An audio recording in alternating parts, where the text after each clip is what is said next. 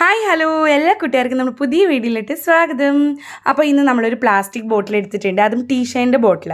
ഈ ടീഷേൻ്റെ ബോട്ടിലില്ലെങ്കിലും ഏത് വേണമെങ്കിലും നിങ്ങൾക്ക് പ്ലാസ്റ്റിക് ബോട്ടിൽ എടുക്കാം കേട്ടോ, കുഴപ്പമൊന്നുമില്ല. നിങ്ങളുടെ കയ്യിലുള്ള ഏത് ഷാമ്പു ബോട്ടിലോ അതുപോലെ തന്നെ ഹാർപ്പിക്കിൻ്റെ ബോട്ടിലോ ഏത് വേണമെങ്കിലും നിങ്ങൾക്ക് എടുക്കാം. നന്നായിട്ട് കഴുകി എടുത്താൽ മതി. അപ്പോൾ ഇതിൻ്റെ സ്റ്റിക്കേഴ്സൊക്കെ ഒന്ന് കളയാം. സ്റ്റിക്കർ നമ്മൾ ഇതുപോലെ ഒന്ന് എന്തെങ്കിലും വെച്ചിട്ടൊന്ന് ബ്ലേഡ് കൊണ്ടൊന്ന് ചെയ്ത് കഴിഞ്ഞാൽ അതങ്ങ് പൊക്കോളും. വലിയ കട്ടിയില്ല, പ്ലാസ്റ്റിക് കോട്ടിംഗ് ആണത്. അത് കഴിയുമ്പോൾ നല്ലൊരു കട്ടിയുണ്ട് ഈ ബോട്ടിലിന്. അപ്പോൾ അതുകൊണ്ട് നല്ല കട്ടിക്ക് ഇരിക്കുന്നതുകൊണ്ട് നമുക്ക് ഫ്ലവർ വേസ് ആയിട്ടോ അല്ലെങ്കിൽ എന്തെങ്കിലും ഭംഗിയായിട്ട് വെറുതെ വെച്ചാലും നല്ല ഭംഗിയാണ് കട്ട് ചെയ്തിട്ട്. അപ്പോൾ ഇതേ നമ്മളതിൻ്റെ കഴുത്ത് ഭാഗം കട്ട് ചെയ്ത് കുറച്ച് കൂടുതലായിട്ട് കട്ട് ചെയ്തിട്ടുണ്ട്. ഇനി നമുക്ക് ക്ലേ ആണ്. ഇത് ഞാൻ മോൾഡിറ്റ് എടുക്കുന്നത്. മോൾഡിറ്റിന് പകരം നിങ്ങൾക്ക് ഹോം മെയ്ഡ് ക്ലേ ഉണ്ടെങ്കിൽ അതെടുക്കാം, എയർഡ്രൈ ക്ലേ ഉണ്ടെങ്കിൽ ഏത് വേണമെങ്കിലും എടുക്കാം കേട്ടോ. എംസിയിലുണ്ടെങ്കിൽ അതെടുക്കാം. അപ്പോൾ ഏതാണെന്ന് വെച്ചാൽ അതെടുക്കാം കേട്ടോ. എന്നിട്ടിപ്പോൾ മോൾഡിറ്റ് ആകുമ്പോൾ രണ്ടും കൂടെ മിക്സ് ചെയ്യണം. അപ്പോൾ ഞാനൊരു പാക്കറ്റ് എടുത്തിട്ടുണ്ട്. അത് രണ്ടും കൂടി രണ്ട് കോമ്പൗണ്ട്സും കൂടെ ഒന്ന് മിക്സ് ചെയ്തിട്ടുണ്ട്. എന്നിട്ട് നന്നായിട്ട് മിക്സ് ചെയ്തതിന് ശേഷം ഇത്തിരി പൗഡറൊക്കെ ഇട്ട് മിക്സ് ചെയ്യുകയാണെങ്കിൽ നല്ല കയ്യിലൊന്നും അധികം ഒട്ടാതെ നിൽക്കും കേട്ടോ. അപ്പോൾ ഇത് നന്നായിട്ട് കുഴച്ചാതെ. ഇന്നൊരു പ്രശ്നം എന്ന് വെച്ചാൽ ഈ മോൾഡിറ്റിന് ഒരു ഭാഗം നല്ല കട്ടി പിടിക്കും കുറേ ഇരുന്ന് കഴിഞ്ഞാൽ. അപ്പോൾ അത് ഇത്തിരി ബുദ്ധിമുട്ടായിട്ടുണ്ടായിരുന്നു. അപ്പോൾ ഞാൻ നന്നായിട്ട് കുഴച്ചാണ് അത് എടുത്തുകൊണ്ടിരുന്നത്. കാരണം അത് കുറേ നാളിരിക്കുമ്പോൾ ആ ഒരു കോമ്പൗണ്ട് ഭയങ്കര കട്ടി പിടിക്കും. കട്ടി പിടിച്ചിട്ട് നമുക്ക് ഇളകി വരില്ല, അങ്ങനെ കുത്തണ പോലെ തോന്നും. നമ്മുടെ നല്ല ഷാർപ്പായിട്ടിരിക്കും. അതിൻ്റെ ഒരു പ്ലാസ്റ്റർ ഓഫ് പാരീസ് അല്ല, അതിൻ്റെ വേറൊരു ഒരു ടെക്സ്ചറാണത്. ഇനി നമുക്കത് നന്നായിട്ട് കുഴച്ചതിന് ശേഷം നമുക്കൊരു ബോൾ പോലെ ആക്കിയതിന് ശേഷം ഒരു എതളും ഉണ്ടാക്കണം, ഒരു ബോളും ഉണ്ടാക്കണം. ആദ്യം നമ്മളൊരു ബോൾ വെച്ചു, അതിൻ്റെ താഴെ ഒരു 3 അല്ലെങ്കിൽ 4 എതള് വരുന്ന രീതിയിൽ ഇതുപോലെ ഒന്ന് കൈകൊണ്ട് ഇതുപോലെ ഒന്ന് ആക്കി ഒന്ന് പരത്തി കൊടുത്തിട്ട്, എനിക്കൊന്ന് കുറേ പേർക്ക് അറിയാവുന്ന ഒരു പൂവാണ് ഈ ഒരു പരിപാടി. പൂവ് ഉണ്ടാക്കാൻ പറ്റുന്ന എതളാണ് ഈ ചെയ്തിരിക്കുന്നത് കേട്ടോ. അതുകൊണ്ട് ഈസിയാണ് ചെയ്യാനായിട്ട്. അപ്പോൾ ഒരു തണ്ടും കൊടുത്തിട്ടുണ്ട്. ഇനി നമുക്ക് കുറച്ച് വലുപ്പത്തിൽ നമുക്ക് ഇതുപോലെ ഒന്ന് ബോളാക്കുക. കൈ കൊണ്ട് ഇതുപോലെ ആക്കിയതിന് ശേഷം ഒന്ന് പരത്തി കൊടുത്തിട്ട് കുറച്ച് വലിപ്പം വെച്ചിട്ട് ഇതുപോലെ ലീഫായിട്ട് ചെയ്തെടുക്കണം.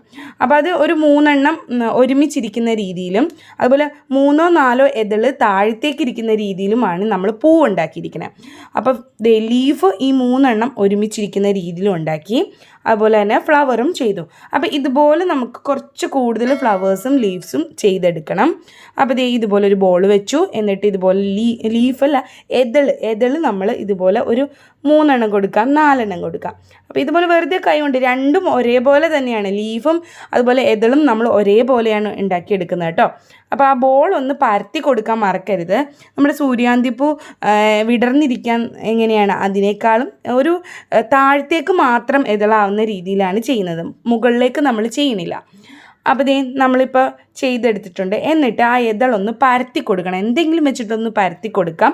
ആ ടൂൾ തന്നെ വേണമെന്നൊന്നുമില്ല, ജസ്റ്റ് ഒന്ന് പരത്തി കൊടുത്തിട്ടുണ്ട്.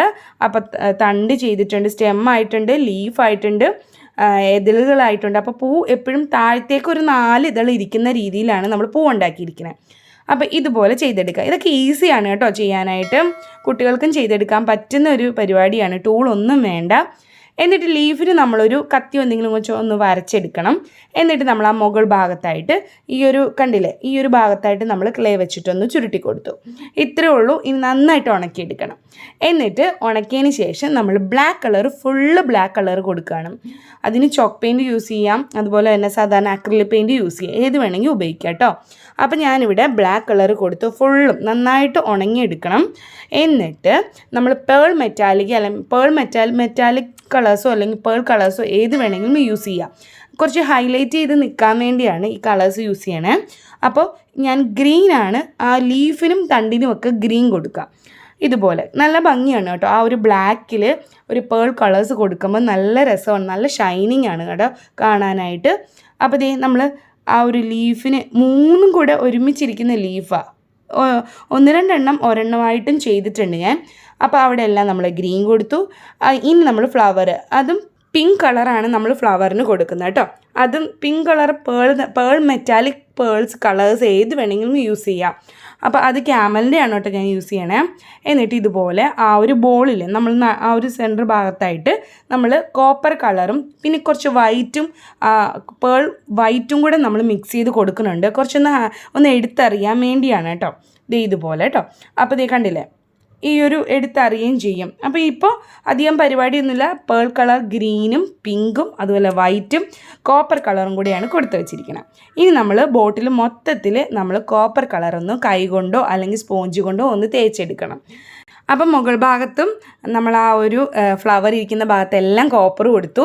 ഫ്ലവറിന് നമ്മൾ പേൾ പിങ്ക് കൊടുത്തു, അതുപോലെ കോപ്പർ കൊടുത്തിട്ടുണ്ട് ഷെയ്ഡ്, അതുപോലെ ലീഫിന് ഗ്രീനും കൊടുത്തിട്ടുണ്ട്. ഭയങ്കര എളുപ്പമായിട്ട് ചെയ്യാൻ പറ്റുന്നതാണ് കേട്ടോ. ഈ ഒരു ബോട്ടിൽ ശരിക്കും ടീ ഷൈനാണെന്ന് പിന്നെ തോന്നുന്നില്ല, ഒരു ആൻറ്റിക് ലുക്ക് വരും. കാണാൻ നല്ല ആ ഒരു പേൾ കളർ കൊടുക്കുമ്പോഴാണ് ആ ഫ്ലവേഴ്സിന് നല്ല ഭംഗി വരുന്നത് കേട്ടോ. കുറച്ചും കൂടെ ഫ്ലവേഴ്സ് കൂടുതലായിട്ട് കൊടുക്കുകയാണെങ്കിൽ കൂടുതൽ ഭംഗി വരും. അതുപോലെ ലീഫും കൊടുക്കുകയാണെങ്കിൽ കൂടുതൽ ഭംഗി വരും. അപ്പോൾ എങ്ങനെയുണ്ട്? എളുപ്പം ചെയ്തെടുക്കാൻ പറ്റുന്നതാണ്, കുട്ടികൾക്കും ചെയ്തെടുക്കാൻ പറ്റുന്നതാണ്. അപ്പോൾ ഇതുപോലത്തെ പ്ലാസ്റ്റിക് ബോട്ടിൽ ഇനി കളയണ്ട, എടുത്ത് ഏത് പ്ലാസ്റ്റിക് ബോട്ടിലായാലും ഇതുപോലൊക്കെ തന്നെ ചെയ്യാം കേട്ടോ. അപ്പോൾ ഇത് കഴിഞ്ഞിട്ട് പിന്നെ പറയാൻ വിട്ടുപോയൊരു കാര്യം, ഇതെല്ലാം കഴിഞ്ഞതിന് ശേഷം നന്നായിട്ട് ഉണങ്ങിയതിന് ശേഷം വാർണിഷ് അപ്ലൈ ചെയ്യാൻ മറക്കരുത്. ഓക്കെ, അപ്പോൾ എങ്ങനെയുണ്ട്? എല്ലാവർക്കും ഇഷ്ടപ്പെട്ടില്ലേ? ഇഷ്ടപ്പെട്ട് തീർച്ചയായും ലൈക്ക് ചെയ്യാനും കമൻറ്റ് ചെയ്യാനും മറക്കരുത്. അതുപോലെ സബ്സ്ക്രൈബ് ചെയ്യാതെ കാണണമെങ്കിൽ ഒന്ന് സബ്സ്ക്രൈബ് ചെയ്യുക, തൊട്ടടുത്തുള്ള ബെല്ലൈക്കൺ ഒന്ന് ഇനേബിൾ ചെയ്യുക, അതിൽ ഓൾ എന്ന ഓപ്ഷൻ കൊടുക്കുക കേട്ടോ. അപ്പോൾ നമ്മുടെ ചാരൂസ് വ്ലോഗ്സ് കാണാത്തവരുണ്ടെങ്കിൽ അതൊന്ന് കാണുക, അതിലും വീഡിയോസൊക്കെ ഉണ്ട്. അപ്പോൾ കണ്ടിട്ട് അഭിപ്രായങ്ങളൊക്കെ നമ്മൾ കമൻറ്റിലൂടെ അറിയിക്കുക കേട്ടോ. അപ്പോൾ പുതിയ വീഡിയോ ആയിട്ട് വീണ്ടും കാണാം. ടാറ്റാ, ബൈ.